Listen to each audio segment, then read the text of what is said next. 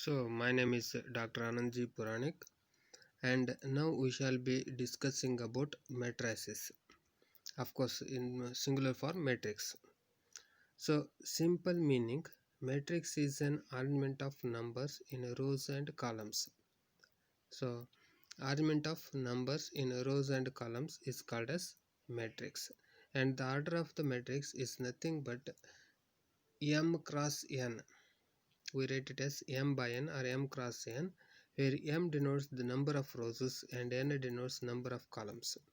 So a matrix of order 2 cross 3 is nothing but an arrangement of numbers in 2 rows and 3 columns. If the order of the matrix is 4 cross 5, then there will be 4 rows and 5 columns. So the first integer will denote the number of rows and the second integer will denote the number of columns.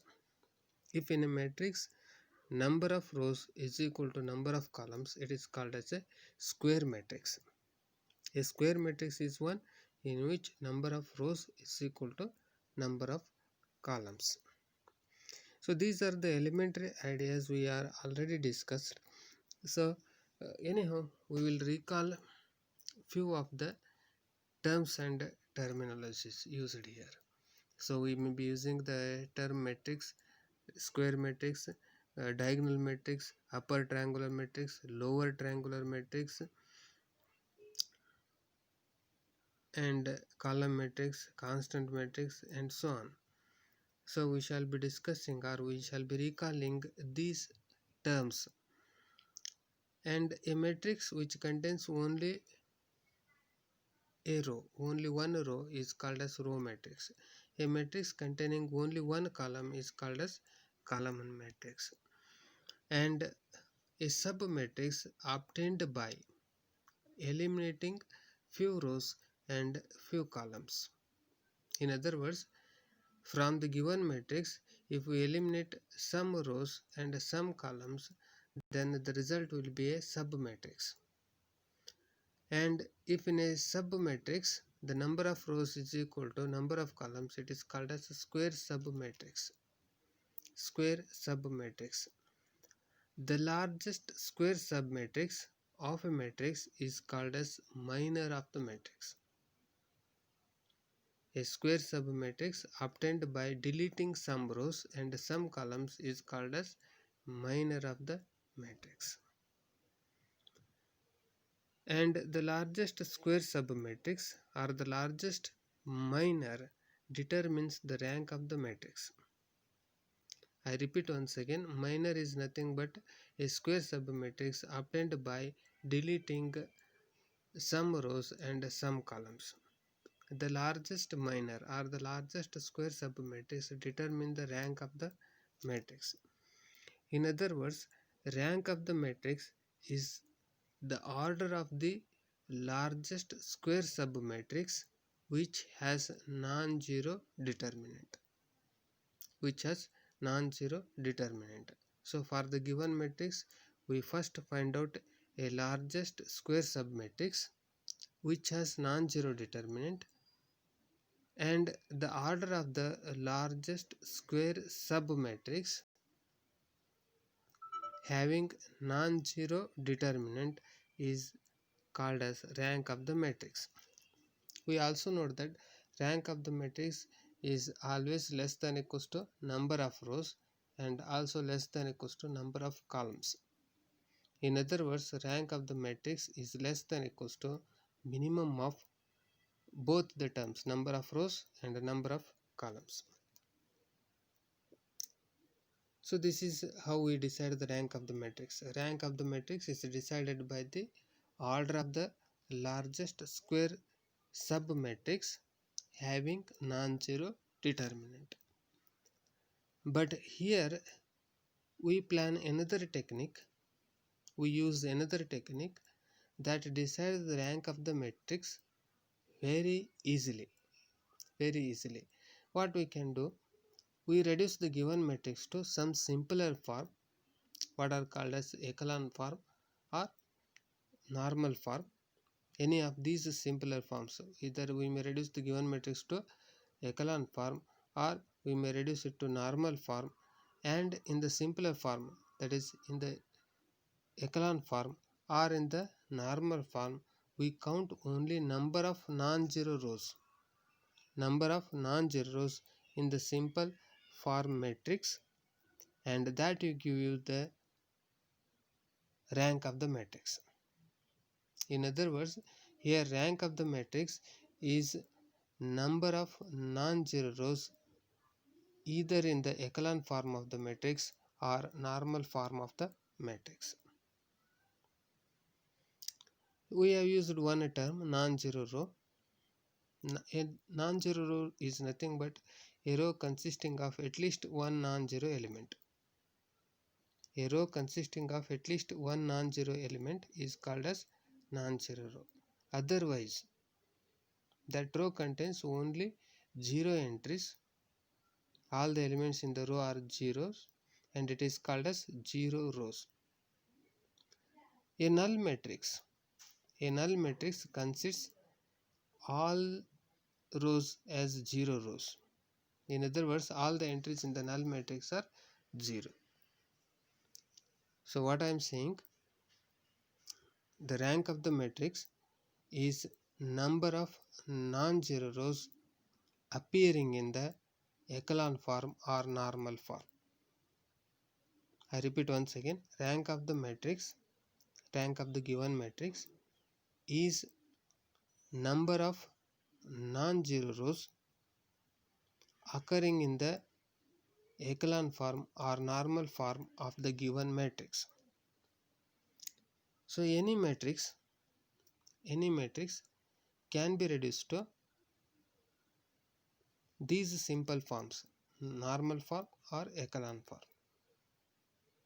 So first we reduce the given matrix to either echelon form or normal form, and then count the number of non-zero rows in the matrix, and that will give the rank of the matrix.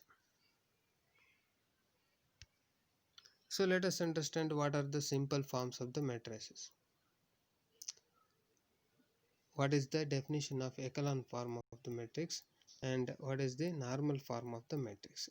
So let us take echelon form of the matrix. If the given matrix is a square matrix, we can see that echelon form of a matrix is nothing but the upper triangular matrix. Upper triangular matrix in the sense, you may take a main diagonal line, conceptual line that starts from the element A11 and ends at ANN. So if you take this conceptual diagonal line, the elements on the diagonal or above the diagonal are non-zero elements, and below this line are all zero elements. So this is upper triangular matrix. But in case of a rectangular matrix, the echelon form of the matrix can be defined as the first few rows are non-zero rows. That is, first few rows contains at least some non-zero elements. That means all the zero rows are below the non-zero rows or towards the bottom, and non-zero rows are above the zero rows. So this is the first condition. The first few rows are non-zero rows and zero rows are below the non-zero rows. Of course, in a null matrix, all the rows are zero rows. It may not contain any non-zero row. This is also in echelon form. A null matrix is also in echelon form. But usually in a rectangular matrix, the first few rows are non-zero rows. So this is the first condition. Second condition says that the first non-zero element, we call it as leading element. Leading element in any row must lie to the left of the first non-zero element of its preceding row, or in other words, the first non-zero element or the leading element in each row must lie to the right of the non-zero element or leading element of the previous row.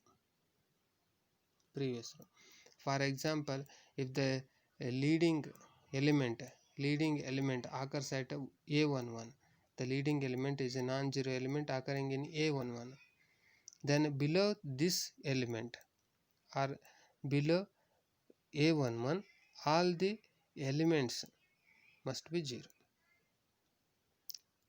In other words, what we can say here, the non-zero element or the leading element, first non-zero element or the leading element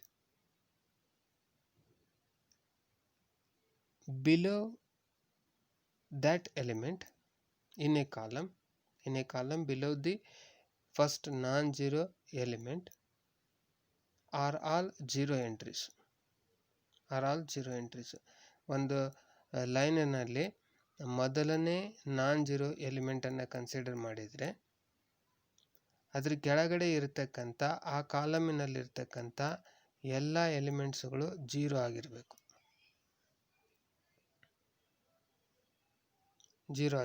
so this is the second condition. First ಕಂಡೀಷನ್ದಲ್ಲಿ ಏನಿತ್ತು,